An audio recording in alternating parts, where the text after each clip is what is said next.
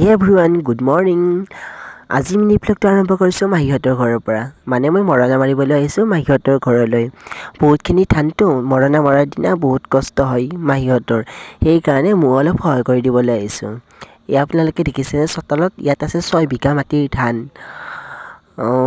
আজি ট্ৰেক্টৰেৰে সকলোবোৰ মৰণা মাৰিব লাগিব। তাৰপিছত আহিলোঁ কুঁৱাৰ পাৰলৈ বুলি দাঁতকেইটা মাজি লওঁ বুলি। মই বেলেগৰ ঘৰত আহিলে মানে টুথপেষ্ট নানো, এঙাৰাই দিয়ে দাঁতকেইটা মাজোঁ। আপোনালোকেও বাৰু এঙাৰাইৰে দাঁতকেইটা মাজেনে? কমেণ্ট কৰি জনাবচোন। এঙাৰাইৰে দাঁত মাজি কিবা এটা ভাল লাগে জানেনে? আপোনালোকে ভাল পায়নে নাজানো, মইতো বহুত ভাল পাওঁ।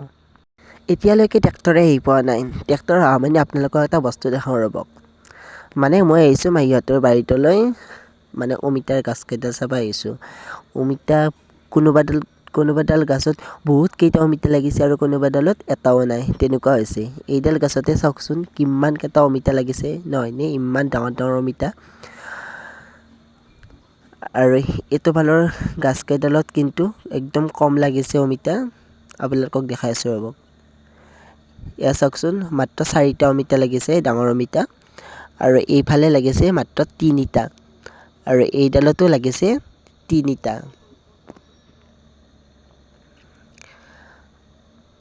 মানে খোৱাটো হৈ থাকে আৰু বিকাটো দূৰৰে কথা।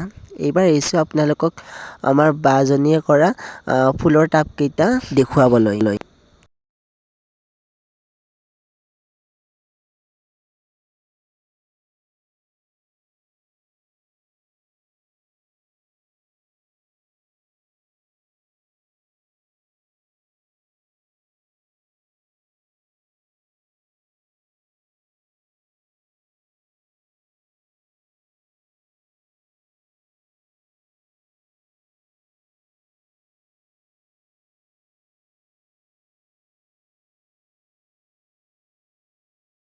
আৰু এইডাল কি গছ আপোনালোকে হয়তো চিনি পাইছে, এইডালৰ নাম হ'ল এল'ভেৰা।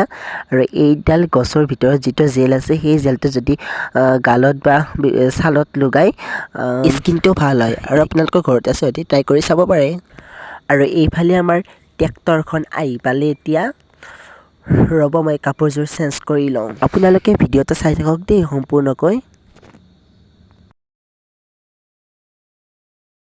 এতিয়া ট্ৰেক্টৰেও নিজৰ কাম আৰম্ভ কৰি দিছে, আৰু আমি মানুহবোৰেও নিজে নিজৰ কাম আৰম্ভ কৰি দিছোঁ। এতিয়া মই ধানবিলাক নি আন এটা ঘৰত থৈ আছোঁ।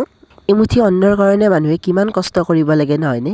প্ৰথমতে কঠীয়াৰ কাৰণে বীজ সিঁচিব লাগে, তাৰপিছত ৰোৱা উঠিব লাগে, তাৰপিছত ধান কাটিব লাগে, তাৰপিছত মৰণা মাৰিব লাগে, তাৰপিছতে এমুঠি অন্ন পোৱা যায়। এজন খেতিয়কৰ কিমান কষ্ট হয় এমুঠি অন্নৰ কাৰণে। কিন্তু এইখিনি নকৰিলে জানো হ'ব? নিজৰ পেটৰ কাৰণেতো এইখিনি কৰিবই লাগিব। বাৰু আপোনালোকৰ মৰণা মৰা কামবোৰ শেষ হ'লনে?